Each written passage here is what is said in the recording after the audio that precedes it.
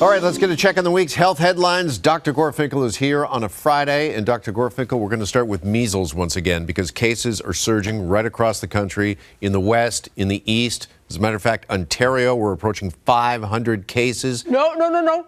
Try 700 cases. Wow. Date. It is almost 700 cases now confirmed. All right. So having said all of that, how concerning is this when we're talking about a vaccine preventable disease? I am so upset about this. It is making my blood boil, and I am not exaggerating. And why? Because we don't know who has not been vaccinated. There's no vaccine tracker system. We could have easily stayed a jump ahead of this by saying, okay, here's the group that hasn't been vaccinated. Let's focus on these guys. But what are we doing? No tracker system. We saw it with COVID. We saw it with pertussis. And now we're seeing it with measles. I'm honestly quite appalled that, I just got my second shot a couple weeks ago. But when I'm asked, is your yellow card, is it up to date? I'm like, I can't believe that is our way of tracking. That's right. And I ask for people's yellow cards, and they look at me sometimes like I'm absolutely nuts. That yellow card got put in the trash pile years ago. So what are they to do? Yeah. And they turn to me, well, should I get my measles vaccine? Because nobody wants to get a measles vaccine unless it's needed. And so we can't test everybody. That would cost a fortune and take a lot of time. So we need a tracking system that we can turn to. All right, on the topic of vaccines, a vaccine to fight dementia? So interesting. This is actually a love story. So a nurse meets a doctor, and she loves his smell. It turns out she has something called hypernosmia, so she can actually smell things. She loves his smell. 10 years later, his smell changes, and she doesn't like it. And what's interesting is that he develops Parkinson's. When she goes to the clinic, that smell is overwhelming, and she realizes she knows the smell of Parkinson's.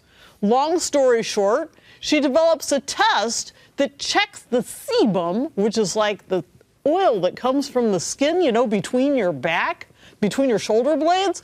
And they've developed a test now, so it's not ready for prime time. But it seems to have 97% sensitivity. Okay, this is a swab test, correct, that they're trying to develop? And I believe that this is in conjunction with the Michael J. Fox Foundation they've partnered with. That's correct. It's got a lot of money behind it, and they're hoping that it will diagnose Parkinson's up to 10 years earlier by doing this skin swab test.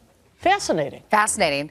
But can I get back to that other question about the vaccine for dementia? Is the shingles vaccine being used for this? It's not being used for it, but it does raise the question, should we be thinking about it that way?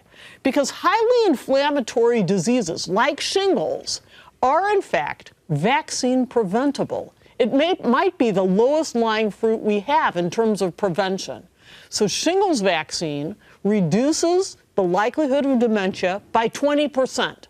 But flu vaccine also does that. Pneumonia vaccines do that. So these diseases are highly inflammatory, and they cause inflammation in the brain, and therefore if we can prevent these diseases, we prevent the inflammation. All right, something to watch for sure. Finally, we want to ask you about the TikTokers who are claiming that eating raw spinach, and I believe we got some footage right here. And they're enjoying their spinach for sure. Wow, I've never seen spinach eaten like that. Right, and they're saying that raw spinach in the morning will actually train your taste buds and your gut to actually crave healthier foods. Is this true, or is this a Gorfinkel quack attack? Well, I don't know about the part where you're stuffing it into your face with handfuls of spinach. I mean, Popeye can't even believe how they're eating that. Let's call it a quasi-quack. So you can call off about half the ducks. Okay. So this is about it. So yes, spinach is healthy. It's got antioxidants. It's got a lot of, fiber, all good. But this isn't just related to spinach alone. Right? So why don't we substitute Brussels sprouts, kale, cabbage, cauliflower, name it. Name your favorite cruciferous vegetable, because guess what? They all help. They all help fertilize the right gut microbiome and keep us healthier. All right. Thank you, Iris. Thank you.